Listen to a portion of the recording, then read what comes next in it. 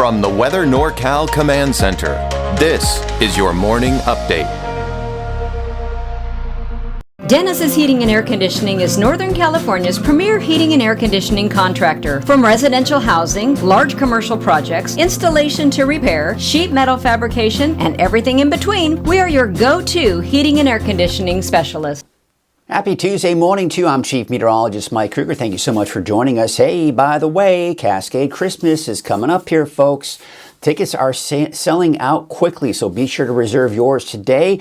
We have the first show this Friday, November 21st, and then another round of shows November 28th through the 30th. Get your tickets now at cascadetheater.org. All right, let's go ahead and take a look at what we've got going on with those rain totals out there. And let me tell you something, it looking pretty impressive here the last couple of days. Over an inch in most cases for the valley, over 2 inches out in Chico along the coast, 1.5 inches to close to 2 inches there, but as usual, not quite as much off to the north and to the east. So where does that put us for the season? Well, it puts us in a pretty good situation. We've seen a lot of rain so far for the season, which started October 1st so far, and look at that. Well over 100% for pretty much everyone. Look at Red Bluff, 285% of average. So we can't complain about the amount of rain that we've received, certainly. Quieting down, though, for the next few days, I do expect slightly warmer, but still cool conditions here. More wet weather entering the picture here later on in the week. And it looks like sometime around Wednesday night, Thursday, and really maybe a bit sooner than that for places along the coast. And then dry again, especially for Friday and through the weekend. All right, here's a look at your Krueger's Quickcast for your Tuesday, November 18th. We're going to be looking at temperatures, again, still on the cool side this morning. I think there's going to be some patchy fog for pretty much everyone, especially parts of the Sacramento Valley. A lot of those mountain valleys as well are going to see some of that fog and a cool start to the day as well. Now, the area of low pressure that was responsible for the wet weather and windy conditions and snow in the mountains that we saw yesterday, that's shifting down to the south. High pressure, as you can see, is starting to kind of build in, and that's going to allow us to dry things out. However, you'll notice a storm system over the Gulf of Alaska. That's what's approaching. That's going to be our next round of rain later this week. But until then, get out there and enjoy this beautiful weather here for your Tuesday. Still that crisp fall air. We're only going to reach the low to mid 60s in the valley and mainly in the 50s for the higher elevations and mid to upper 50s for the coast. Your 7-day outlook, there it is, dry through the day, mostly cloudy skies. I think we'll probably see more fog in the morning hours tomorrow, even for the Sacramento Valley. But by Wednesday night into Thursday, more rain, it dries out. But it warms up, it's staying below 70 degrees for the valley at least, right? And then you can see here by evening, late afternoon, evening, we see the chance for showers for the coast and even the inland areas, but that better chance for rain coming into the overnight hours of Wednesday into Thursday. Snow levels a little bit lower with this system, but not by much, maybe as low as 5,000 feet, drying out and warming up slightly as we go into the weekend. All right, that's a look at your Krueger's Quickcast. Now, let's take a look at our deeper dive forecast, sponsored by Shasta Hearing Aids. Frank, come help with the dishes. What? The dishes! I heard it the first time. I just got back from Shasta Hearing Aids, but she doesn't know it yet. What? Forget it. Well, we do have that area of low pressure that brought us the rain yesterday moving down to the south right here. That's no longer really going to be impacting our weather. In the meantime, you've got high pressure, which is starting to settle in. We still have some clouds that may come in the form of some high and mid-level clouds after some of that fog that we're seeing this morning begins to dissipate. In the meantime, I've got my eyes on this storm system right here. This is the one that's going to bring us the cooler temperatures. The winds are going to pick up in advance of the cold front. Nothing major, but you'll notice those winds kind of picking up. And then, of course, the rain, maybe some thunderstorms, and snow maybe as low as 5,000 feet.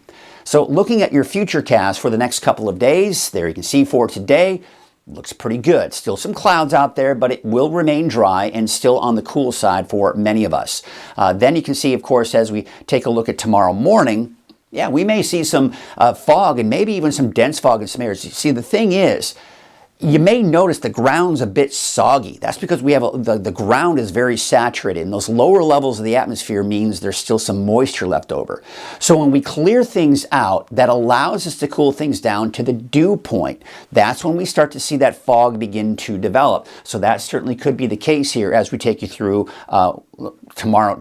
tonight into tomorrow morning, right? But obviously it won't be as bad for the mountains, but still probably some mountain valley fog developing here. Okay, so through the day on Wednesday, what we'll see happen is this next storm system is approaching. Now, by late afternoon, we may start to see some showers along the coast, some of the inland areas, but I still think everyone's still going to be dry. We're going to have to hold off until Wednesday night. I mean, notice this trend that really most of these storms we've seen the last several weeks have been these overnight events where the rain kicks in, the winds kick in as well, and then it kind of dries out. Still some scattered showers through the afternoon and even some heavier downpours like we saw yesterday. But there you can see, by the time we get into 8 a.m., most of the rain is in the valley eastward. Snow levels at this point, as mentioned, will be about 5,000 feet or so. This could impact some of your mountain travel, some of the higher mountain passes, right? Especially in the eastern mountains, maybe out towards Cedar Pass, for example. And we may even see some snow, I'd say, on Scott Mountain Pass as well. But notice what happens. The storm system, well, I got a little button happy. Let's see what happens here. Let me take you back. Got a button happy twice. We're going to go ahead and take you back. Let's advance again. And what we'll see here, again, is the dry conditions. And let's go ahead and get into, there it is, the fog for Wednesday morning, as I mentioned. There's that rain coming in late Wednesday. All right, so as we go into, let's take you into Thursday morning. This is where we left off, and I got a little button happy and it advanced. But there you can see the rain off to the east. But you'll notice as we go through Thursday afternoon, the main area of low pressure is off to our east. Now, this is where we can get into what we call a bust forecast. These upper areas of low pressure that break off from the main jet stream, the forecast models tend to have a difficult time with that. So the positioning of these areas of low pressure really determines who sees the most amount of rainfall. So midday Thursday, we're still seeing some of that rain. We're still seeing some of that snow as well. Now you can see here, there's the eastern edge of that area of low pressure. You see where it is? Pretty far off to our west. So as that dives down to the south, we dodge that rain altogether. But that being said, all you have to do is shift that, a little bit more to the east, and now the coast is at least seeing some rain. So we'll have to watch that for Thursday. But overall, it looks like most of that is going to stay down to our south and to the west. And then by Friday, high pressure settling back in, and we've got dry conditions again. All right, so snow, as I mentioned, it's a little bit lower, but we're not seeing a ton of snow out of this, are we? You can see here a lot of the light and dark blues. That's getting into the 2 to 4, maybe 6 inches of snow, but mainly above 6,000 feet. But as mentioned, some of these higher mountain passes may see some issues here with chain requirements, maybe even on Cedar Pass as well. If you look closely, there is Scott Mountain Pass. Yeah, there may be a little bit of snow up there. That's getting above 5,000 feet, but not nearly the case here for West Highway 299 or even 36 either. Take a look at the forecast snow totals over the Sierra, and see it's just not very impressive at all. I mean, you're talking a trace to maybe upwards of, say, maybe 3-4 inches of snow.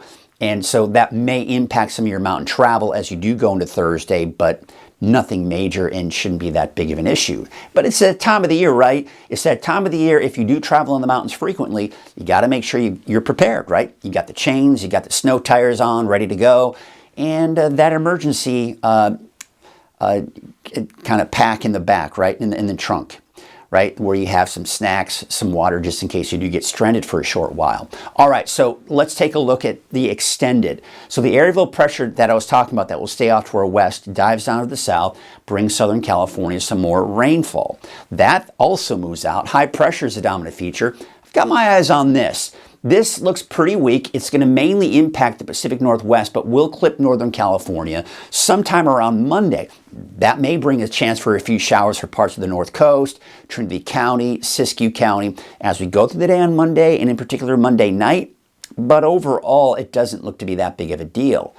That could change. We'll see. It might get stronger. It might get weaker. We'll see. But looking at the 10-day trend, look at this. I mean, yes, we see a nice little spike here Friday, Saturday in the mid to upper 60s for the valley, but then they go back down below normal for this time of the year. So that cooler air is really settling in. feeling more like winter around here, even though it's not officially winter yet, right? Take a look at the lake levels, and you can see here they're actually increasing, so that's good to see here. Still over 100% of that historical average. We did for a short period of time drop down to 99% of that historical average for Lake Oroville, but now with all the rain that we've seen, the lakes are starting to fill up. We're back up to 100% of that historical average.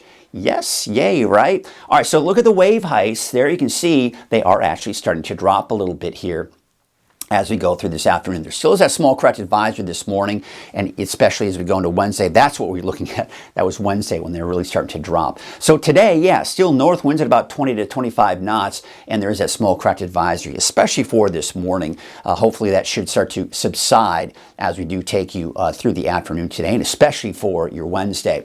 So here is your neighborhood forecast, sponsored in part by Dignity Health, looking at Trinity County temperatures. You know, again, we're clearing things out, but keep in mind, it's still going to be cool out there, folks. We're talking 57 degrees for Blue Lake, 58 degrees out in Garberville, 56 degrees in Ferndale. We're going to keep it dry here for today and most of the day tomorrow. But by tomorrow afternoon, tomorrow evening, parts of the North Coast will start to see some of those showers. And late in the day tomorrow, I think Siskiyou County could see that. But for today, yeah, looking pretty nice. Still on that chilly side. Temperatures only reaching the low to mid 50s for your daytime highs in Modoc County. For the eastern mountains, you're talking temperatures in the low to mid 50s. Places like Greenville about 57 though, 54 degrees for Paradise and 56 degrees in Shingletown. Your valley neighborhood forecast to the south, temperatures around 60 for your daytime high, 60 in Chico as well as Los Molinos, and Durham about 59. There's your 7-day forecast for Chico. There's that chance for showers. Now, it's Wednesday night that we're going to see the bulk of the rain, but still through the day on Thursday, I do expect to see those showers and maybe even an isolated thunderstorm.